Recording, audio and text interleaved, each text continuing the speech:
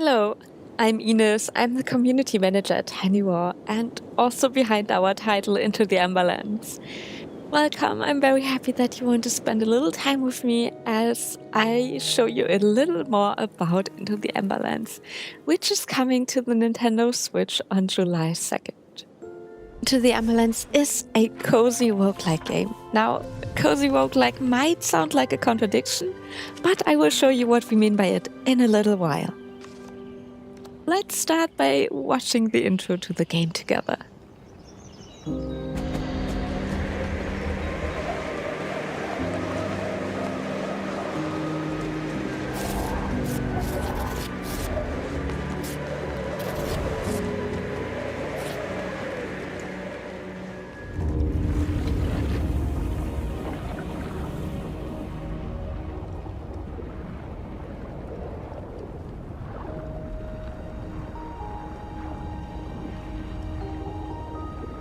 So, Into the Emberlands is our cozy roguelike game, which is taking place in the name-giving Emberlands, a mysterious world that is threatened by a dark miasma. And of course, your task is to venture out into that miasma and save the Emberlands from it, with the help of the Ember Lantern, which you can see right here.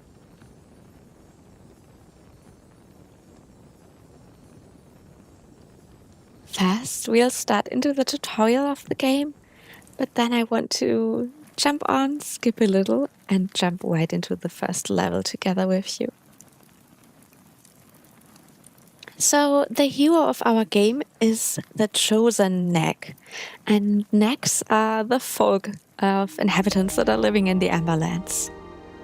And because you're the chosen one, you get the Ember Lantern, which allows you to take steps into the miasma and thereby traverse the Emberlands and return unharmed.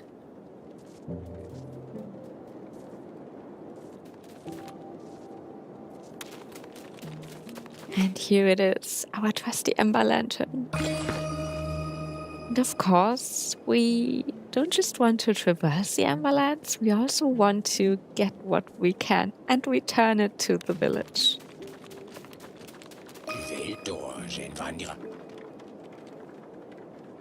The Ember Lantern is also what makes Into the Emberlands a roguelike game.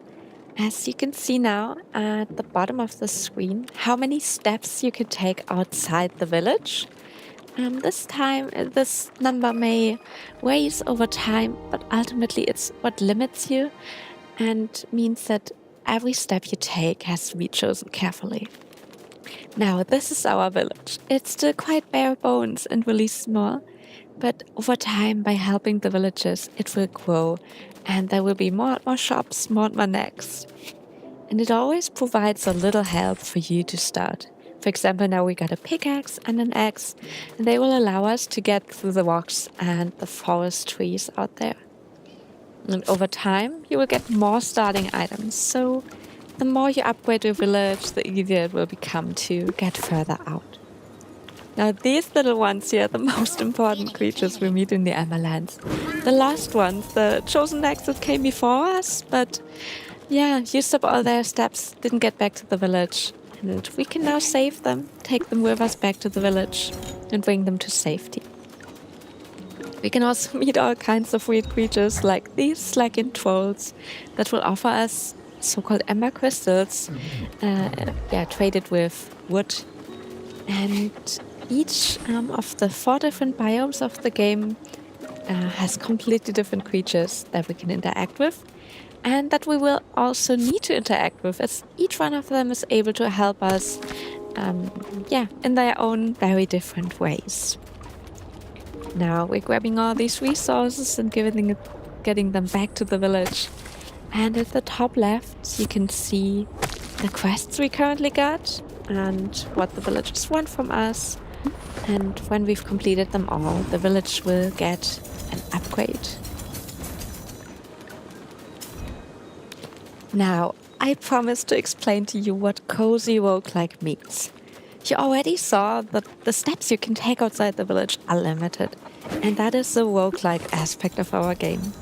If you use up all your steps, your little nag will set up his campfire and stay where he is, and you, as the player, will have to start over with a new chosen nag. You have to think strategically and shouldn't just run off into any direction without carefully thinking about it first. But to do so, you can absolutely take all the time you need. And it also doesn't matter if you step away from the screen for a bit, grab a snack or something to drink, as nothing bad is going to happen in the meantime. Also, there isn't any combat in our game, and everything is about exploration, helping others, and carefully making decisions. So there's no fighting involved, and that is what we mean when we say cozy roguelike. Now, you also know from a lot of roguelikes or roguelites that they often have an upgrade system that helps you fare a little better with every one you do. And for that, we have two systems. First, the village. Every quest you have fulfilled and every village level you've reached stays. And that means that all the new shops that have been built or upgrades to the tool station you've done will stay, and you have more possibilities to prepare for your next adventure. Second, your inventories. You can see that our Amber Lantern is still very small with only 30 steps. Our main inventory is also quite small, and we can't carry a lot of coins or crystals with us. But there are ways to upgrade these, and they will allow you to venture further out and collect more useful things. These upgrades won't completely vanish when you use up all your steps and get lost. You only lose a percentage of them and keep some of your advantages. And that's something we carefully balanced in our early access phase to not make your adventures too punishing while still keeping the suspense. Oh, and by the way, did you notice this little compass at the top? That one will always show you back to the village, while also indicating the closest lost ones for you to find and get to safety. Getting lost in the Emberlands is really easy, so having a little thing to show you back to home can be super helpful.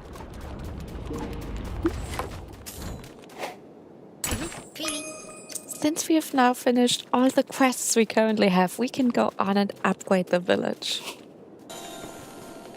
And a new village level always means that the village gets expanded a little more and that new shops and friends are unlocked.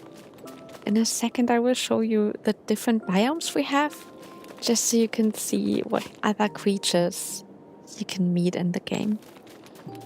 And in the woodland biome, you will meet mostly those trolls. Here in the flower biome, it's crazy scientists that do experiments on flowers. But they are also really helpful for you and will trade for different resources that you might need or want over the course of your game.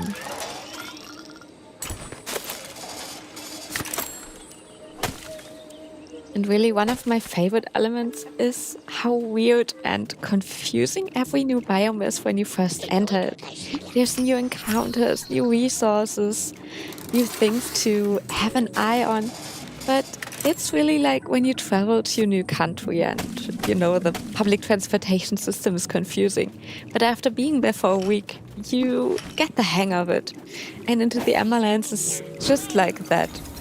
First, you will have a hard time finding your way, but the more often you traverse a certain biome, the easier it will become for you to know what to look out for and what deals to do with the creatures you meet in there.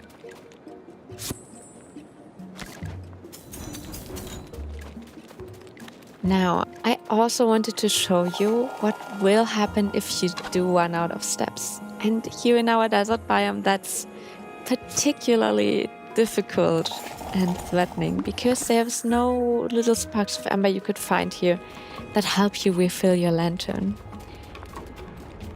So you can see we have just 8, 7, 6 more steps and we will run out of them soon. And when that happens, we will, set up our little campfire and wait for the next chosen one to hopefully find us again. And that means you get to choose your next chosen nag to venture out into the Emberlands again. But of course, you've collected a lot of knowledge in the meantime, so each one gets a little easier. You need to be really careful with your steps, but you won't lose all your resources when you get lost, as some of your upgrades to your equipment will still stay where they are. Really, there's just so much to discover and so many interesting creatures to meet in Into the Emberlands.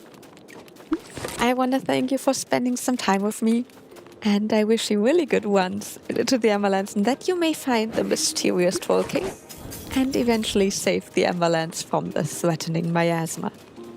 Into the Emberlands is already out on Steam, GOG, and the Epic Game Store, and it will come to Nintendo Switch on July 2nd. I hope you had fun with our little gameplay video and check out our game in the store.